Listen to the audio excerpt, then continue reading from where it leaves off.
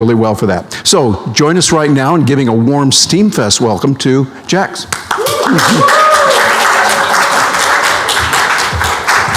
Thank you. So if we run out of time for Q&A, I will be around all week, and I will hang out outside if it's good for you. And I'll be happy to talk about anything you have questions about. I am a political activist and writer. And today I'm going to be talking about the ways that technology has influenced and is changing our modes of expression and direct challenging of systems of power.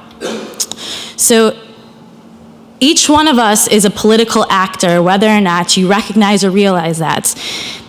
Just because on the basis of the fact that you're a citizen, in whatever country that may be, this has made you part of the political system. And I believe as part of this system, it's our responsibility to question and challenge those in positions of power.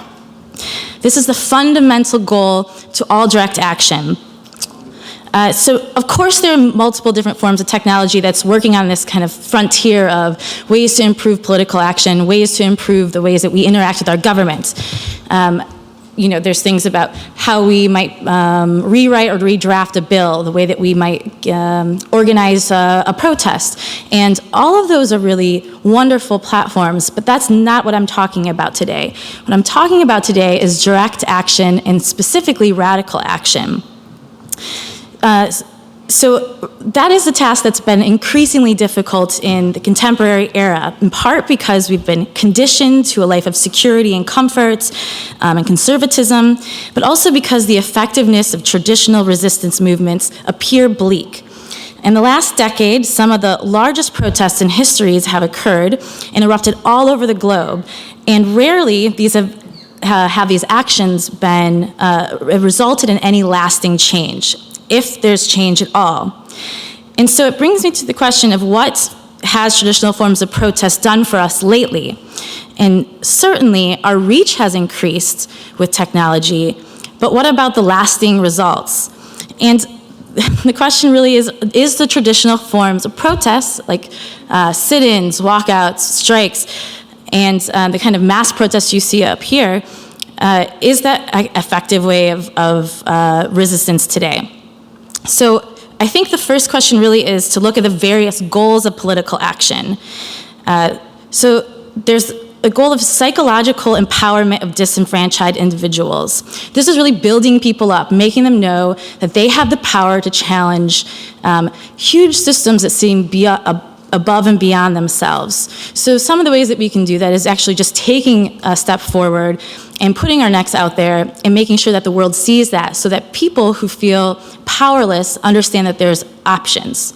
The other is impacting powerful elites. So this is making sure that people in power feel pressure, that they feel the weight of the responsibility. And this is critical because if we allow people in positions of power to continue to go unchecked, and if they continue to be accepting and comfortable with traditional forms of protest, then we aren't doing our job as citizens, and we ultimately suffer as a result.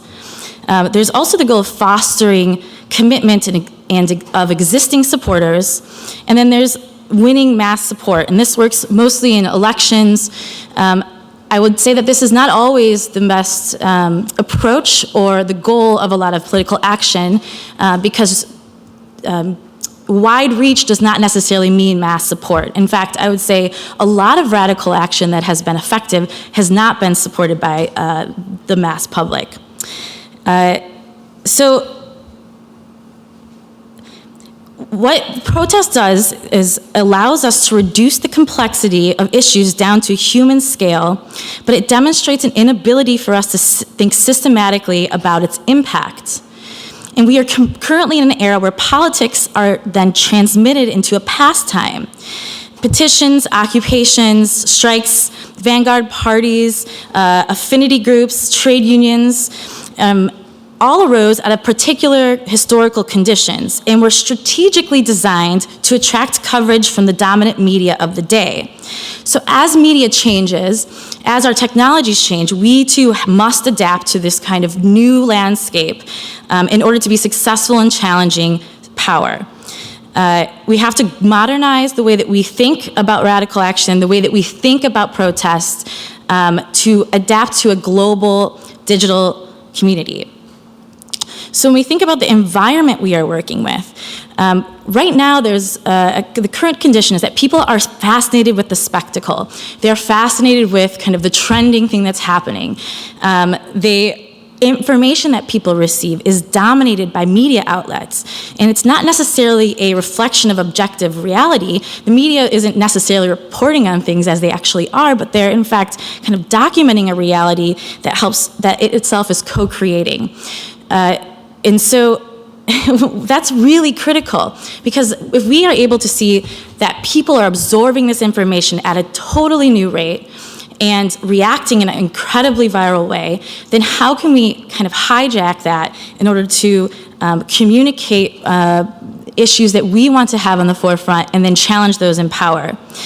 And that's really interesting too, because powerful institutions are also subject to public scrutiny more than ever. There's a lot more criticism, and a lot more of that criticism is widely available. But in addition to the kind of advantages that technology provides in terms of the way that we communicate and function as a community, there's also the element of what happens to us in real life. The fact that we are often very uncomfortable with confrontation, kind of face-to-face interaction, or any radical action on the street is especially impactful to people that you might face in real life. And that is something to not forget. The way that we form our own identities and the way that we form a community of like-minded individuals, or even unlike-minded individuals, is critical in understanding the way that technology impacts that kind of role.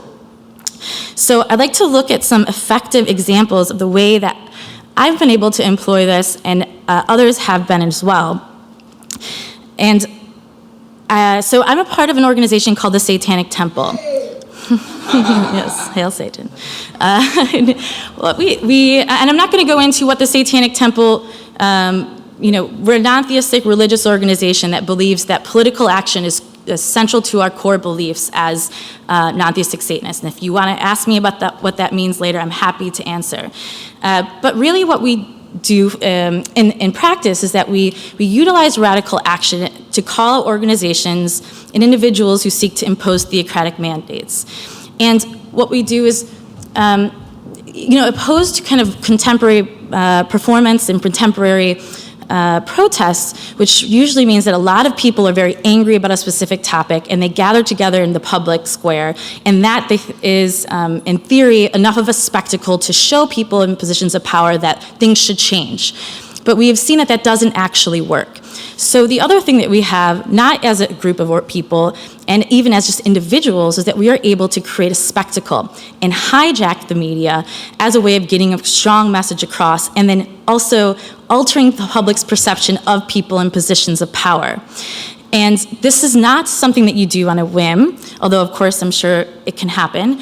But like most successful protest movements and radical movements, it does take a level of strategy, of finding the right time and the right moment to kind of seize the opportunity to take on people of power. And we've been very successful at doing that, I think. We've been able to change certain laws where people were trying to distribute Bibles in public schools by offering satanic coloring books. And we've been able to kind of, we found legislators that were trying to erect, nativity scenes on state property, and why that might seem okay to some people. What it really demonstrates is there's a level of unchecked power there, that there's an institution trying to promote a singular religious viewpoint on a diverse community, and that is a very dangerous place to go, especially if it's unchecked. So this is an example of a religious liberty rally that they had at the Michigan State Capitol. Of course, religious liberty is intended to be representative of all people, and not just the singular faith, but we went to show people that this also applies to Satanists. And you can see here that I'm actually speaking to a senator who came down to shake my hand. And I think that this is important because this photograph ended up in newspapers across America. And it demonstrates that we are able to get under the skin of people with a significant amount of power and also force them to appear with us side by side to also bring up questions about what they're doing, mingling with Satanists, what potentially we even mean by religious liberty. And I think all of that's really important. Here's another one. So there's after-school clubs at elementary schools around the country and actually all over the world that teach children biblical teachings in a way that's incredibly oppressive. So we have started an after-school Satan club at those same schools, kind of using their logic in order to kind of balance power. So, yeah, so here you see this group kind of struggling with the fact that they are representing free speech, but only their speech matters, of course. And it's great because these groups also go under the radar. Not a lot of people are paying attention. Maybe some parents might know at schools, but really we need to find ways of kind of exposing groups that are working against kind of the freedoms that we all enjoy. One of my more favorite actions that we performed is outside of a Planned Parenthood location. And so this was in response to several protests that I think that maybe some of you have heard when they were claiming that they were selling baby parts for money. And this is a ludicrous idea because, of course, they weren't.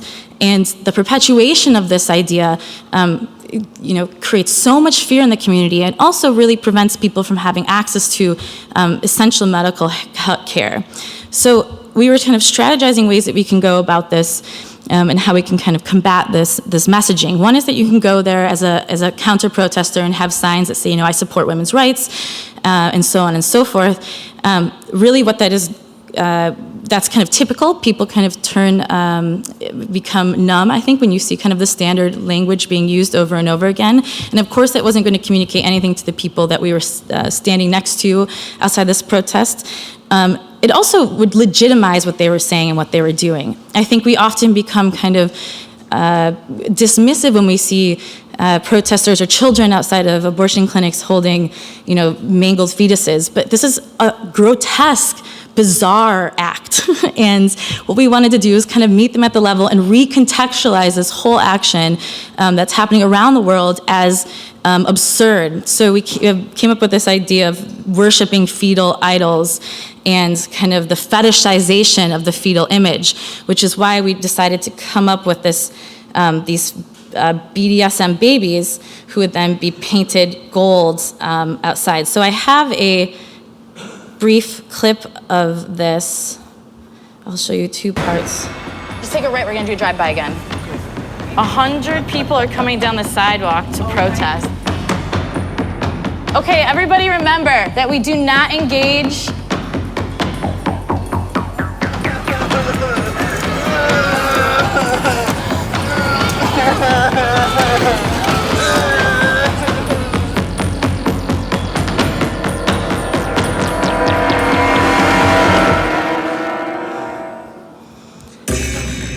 Yeah, you can, here's maybe a little close up.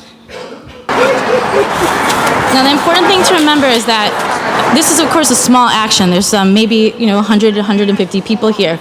But we strategically made sure that we photographed and documented and filmed this and then released it to the media. And this became a viral story. And a viral story that was international. And a lot of people asked, why do this action? And the question is, we're doing the same exact thing as the protesters who are standing outside of these Planned Parenthood clinics. So you kind of expose the Nords.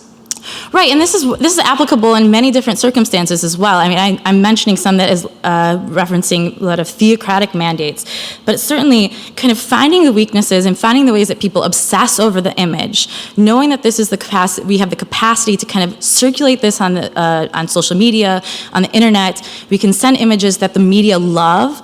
They love a catchy headline, and I think that there's no shame in using that and kind of hacking the media as a way of kind of diminishing voices that have kind of taken over a narrative and also holding people in power accountable. So then Here's another example here of distribution of religious materials was actually banned when they were trying to distribute Bibles.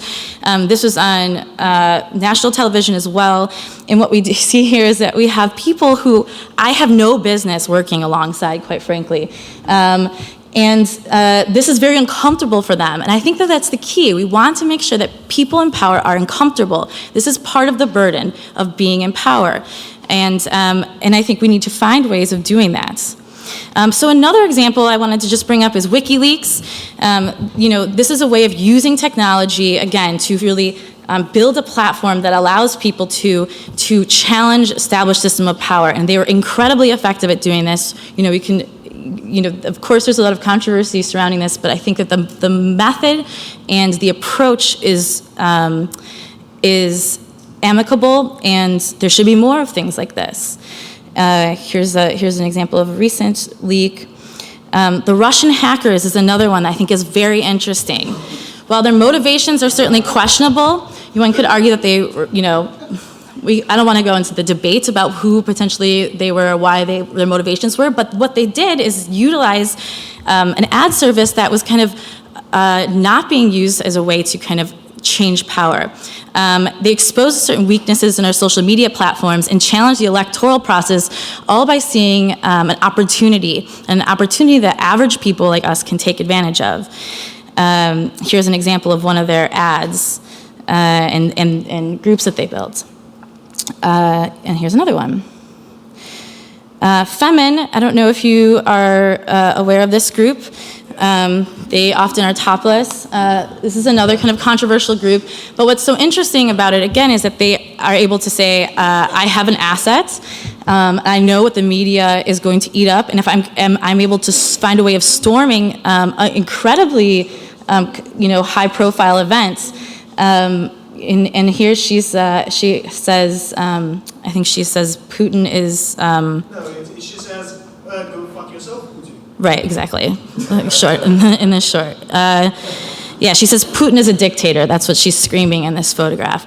And this was all over the news. So this is ways of creating space and of creating power and elevating your voice by using weaknesses and also the advantages of new technologies. And I think that this is really interesting when we consider things like SteemIt, because we need to protect free speech online. We need to empower diversity of voices and ideas. We need to create systems that reward and celebrate productive ideas and increase access to information. But also, I think that it is a wonderful opportunity if we could get people doing radical actions and documenting these things and taking photographs and video and sharing it on SteemIt, so there's a community that supports these people who are really trying to be productive.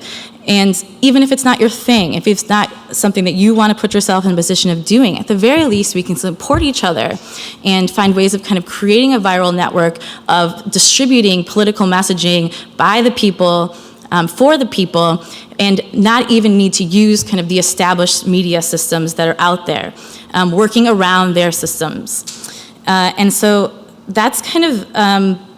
and then of course, funding models for activists is something that's actually very interesting and under a lot of pressure, because of course, if you have a funding source and that gets taken away by the government or by law enforcement, then your operation is kind of kaput. And so if you're able to kind of fundraise also as part of this kind of using cryptocurrency and other types of platforms that support that, then you're able to kind of work completely around the system by kind of using it and also elevating your power as a result. And my last gift to you, hopefully, is this video. I don't know if you know this person. His name is Alex Jones. President Trump called him after he was elected, so he's got a lot of power. He got a lot of say. And this is a reaction to one of our actions that he wanted to respond to his networks. And I think this, again, is showing that radical political action, if you use the correct strategy and use all the resources that are available to you without money, if you have no power, relatively speaking, that you can truly create change and truly make people in positions of power very uncomfortable, which I think is a great goal. And that's why we are in the situation we are, bowing down to these piles of simpering, stinking, dead flesh that are self-propelled, walking around animated by their weak, fallen God. These people make me sick. And I didn't mean to get up here and start preaching. I apologize. It's just the falling down and worshiping the green skin maggot vomit that is Satanist makes me want to throw up. I mean, put me in a ring with them. I'll take 5 of them on at once, give them battle axes, give me one. I guarantee you, I will send them all straight to hell. These people are weak. And I'm tired of them ruling over us. I'm tired of them. They want to throw up. But the good news is humanity is rising, and the globalists know it, and that's why they're working as hard as they can to try to shutter our minds, shutter our souls, and put us in their false reality so they can control us, because these evil people are afraid of those of us that are awake and tied into God and tied into... And that's why we need to keep doing the things that we're doing. Thank you.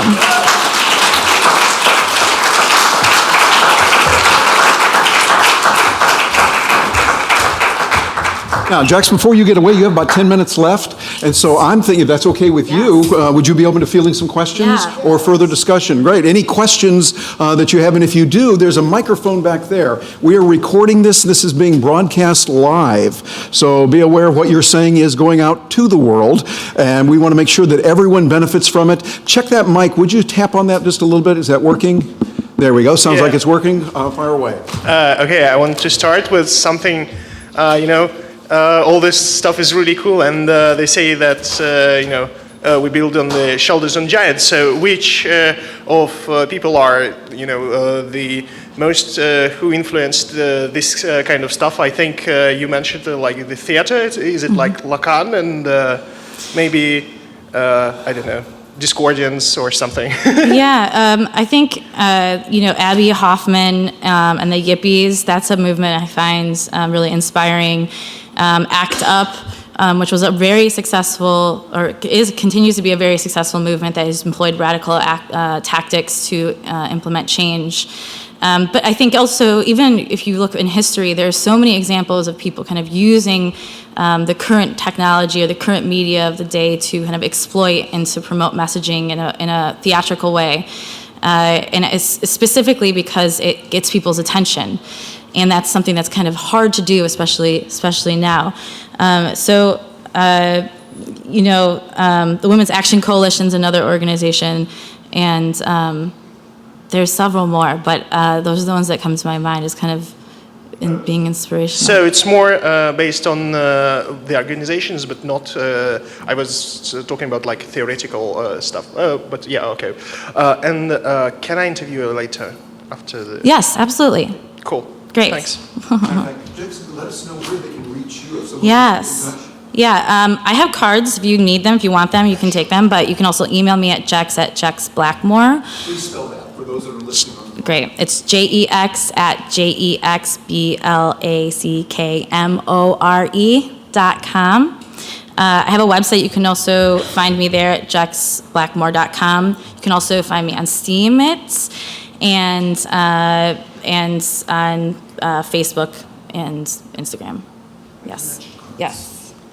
Okay, next question. Oh, hello. I found your talk very interesting. I've been following the blockchain movement since the beginning of this year and seeing a lot of things getting disrupted. And I think the idea of disrupting governance in a sort of practical way to bring about more freedom and other things is great.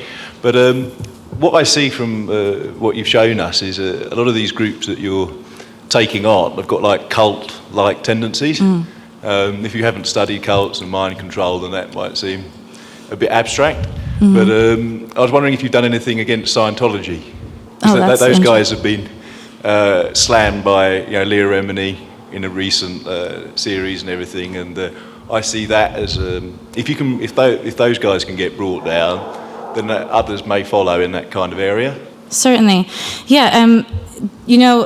It's interesting because there's so much work to be done, and also there's a lot of corrupt organizations out there.